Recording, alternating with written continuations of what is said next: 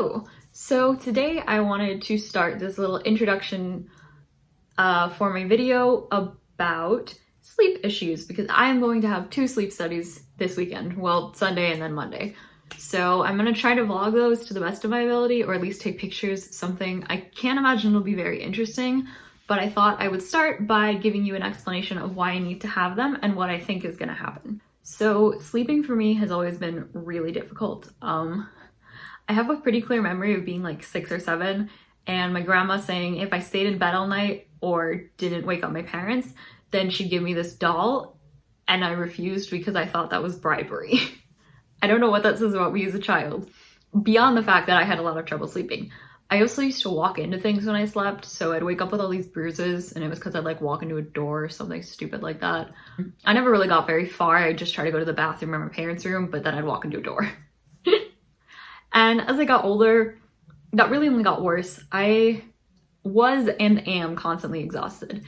It's kind of hard for me to remember just because of how life is. And really anything before about 5 years ago is pretty blurry. I do know that when I was in school, like high school, I used to wake up at 7 probably, maybe 6:30. When I was in Austria, I had to wake up at 5:30 and I was able to get through the day then. I have no idea how, but I did. Actually, in Austria, I could club. So I would go wake up at 5:30, go to school, chill out a bit, get ready for the night, and then stay up again, presumably at a bar or dancing until around 4 or 5. So that's 24 hours. And again, I have no idea. I do remember sometimes being in clubs, like going like this, like dancing, but kind of like half asleep with your eyes like half open. But if you asked me to do that now, I would think you were just insane. Like there's no way. As I got sicker and sicker, and the reason I actually started getting diagnosed with EDS or going to the doctors to see what kind of chronic health problem I had was because I was so exhausted all the time. And so originally we thought it was some sort of psych medication side effect. So they took me off that, and that began my 4-year journey of going on many different psychiatric medications to try and help.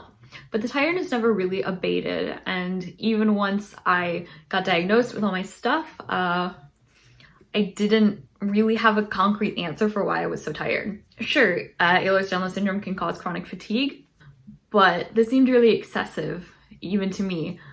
I would have to take naps, sometimes several naps.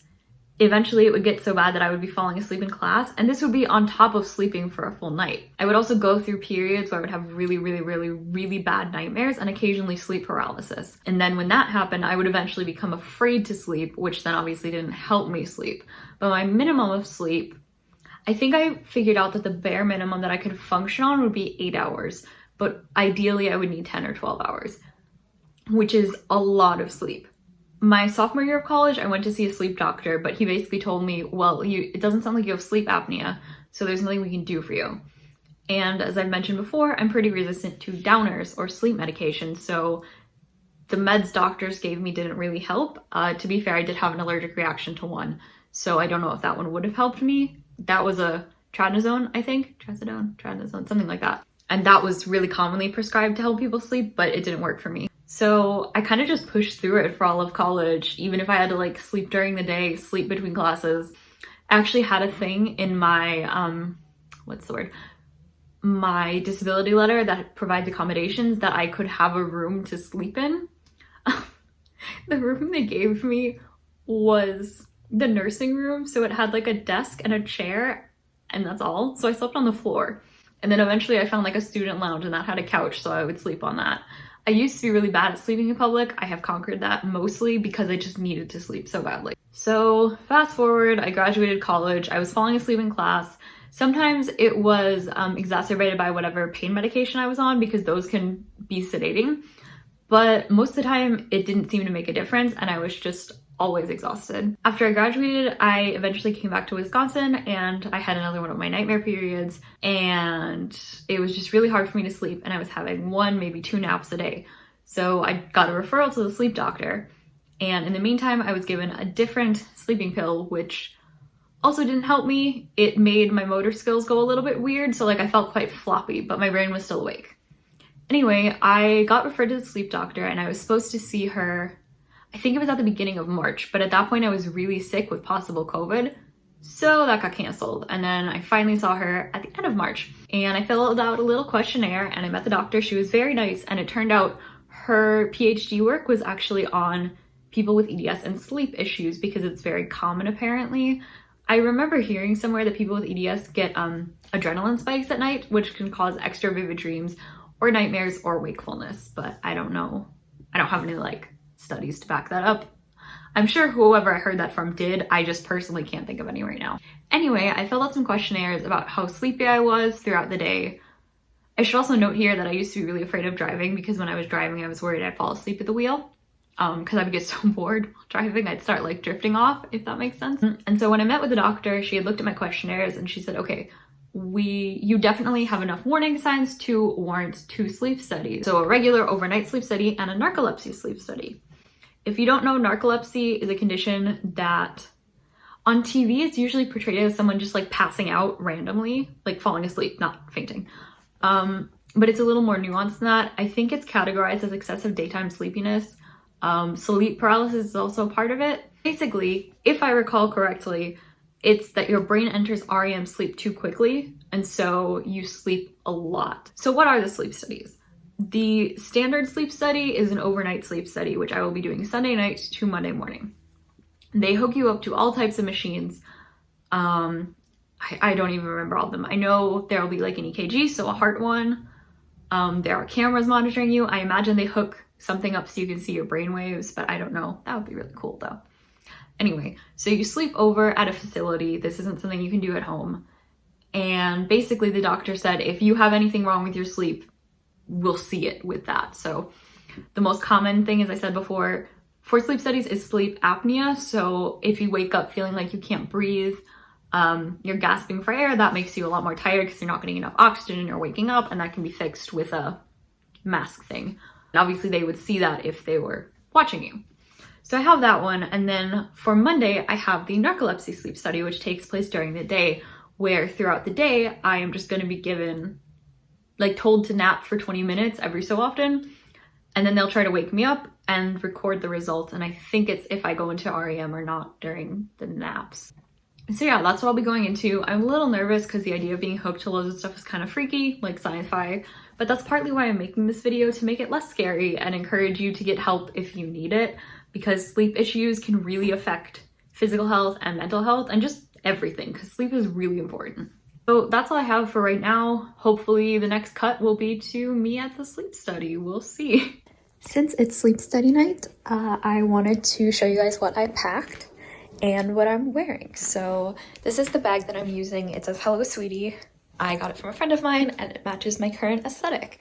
I really wanted to make sure that I would have comfortable things because I don't know. I imagine I'm going to be up pretty late, so yeah, I'm just kind of hoping for the best. I also just realized I forgot to pack a few things, so you will watch me put them in.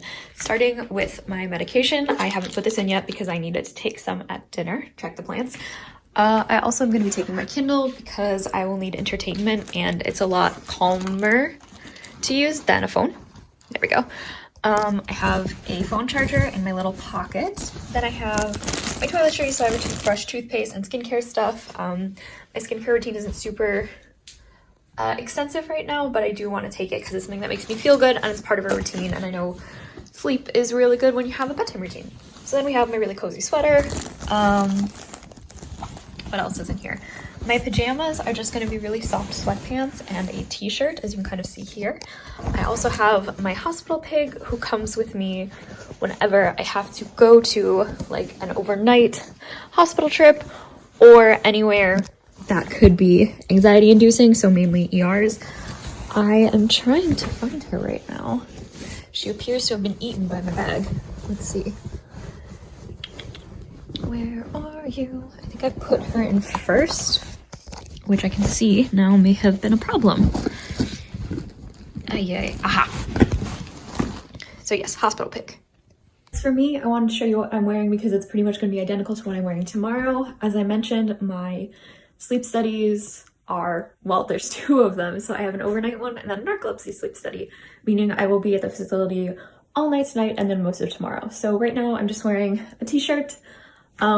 and shorts because it finally got warm, which is pretty cool. So I'm not packing any makeup.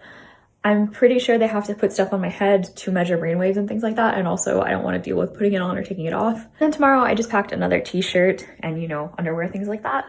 I also packed a pair of socks in case I get cold, but I do have, why am I looking backwards? Sandals that I'm gonna wear. So I'm just as prepared as I could be. I'm definitely nervous, but again, that's why I'm making this video, so that other people won't be nervous. My hair is also braided back, but I imagine I'll be putting it down when I sleep. We'll see. And hopefully the next time I see you will be at the facility itself. Okay, we are at the sleep study. I will be honest, I don't like how I look right now. It's giving me bad feelings of being really sick and of memories of other people I've seen in the hospital, friends of mine. So I'm not going to focus too long on my face. But I have 27 sensors on me. I'm going to be recorded throughout the night. The room itself is really nice. It's like a hotel, which makes me really happy because I was expecting a hospital, and my mom is here and she gets her own room. I also brought Pudgy because I need that comfort. And yeah, I don't really know what other updates I can give. I'm going to be sleeping, and then tomorrow's the narcolepsy study. This is my outfit for today, and if you don't like it, you could leave. Okay, love you. I'm free. I didn't really film during the napping sequences because it was really just nap for 20 minutes, wait for 2 hours, repeat 5 times. The tech was really helpful and got most of the stuff out of my hair, so I'm gonna try to wash my face and put on some clothes and get ice cream because we're next to a Dairy Queen, and then I'm gonna go home and actually sleep. Hello, we're back at home. My hair is different, and some time has passed since the sleep study, about a week and a half actually. But I got the results back, so good news. I don't have narcolepsy or sleep apnea or restless leg syndrome or anything like that. Bad news, I guess, I don't know. I was kind of hoping for not an easy diagnosis, but a diagnosis that people were familiar with so I could get some help. But I did get a diagnosis, and that diagnosis is idiopathic hypersomnia, which basically means, as far as I can tell, you're really tired all the time, but we don't really know why. However, never fear, I have actually been believed, and the doctor wants to try and help me. So I've been prescribed a new medication to try and help with that, to keep me awake. So far, I've taken it today. It seems to be working. I haven't napped at all, and it's like 3 in the afternoon, which for me is really good.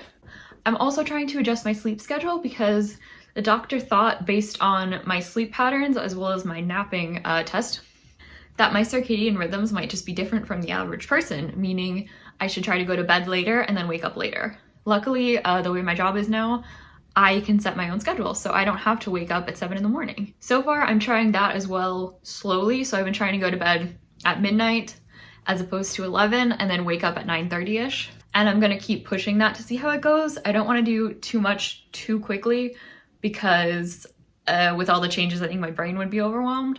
I'm also going through a couple other medication increases right now, so it's a little hard to tell what's been working and what hasn't been, but I guess I'm just really grateful that I was taken seriously and believed, and someone wants to help me so I can get actual sleep. Well, according to my sleep study, I am getting like the appropriate amount of sleep and rest. I just don't feel like I am. Yeah, so I guess that wraps it up for this video. If you'd like me to go more in depth on sleep stuff, just comment below. I don't really know what else to say. It's really too early for any proper results, but I'm glad I made this so that people can know what sleep studies look like and maybe be a little less scared than I was. Thank you guys so much for watching, and I will see you next week. Bye.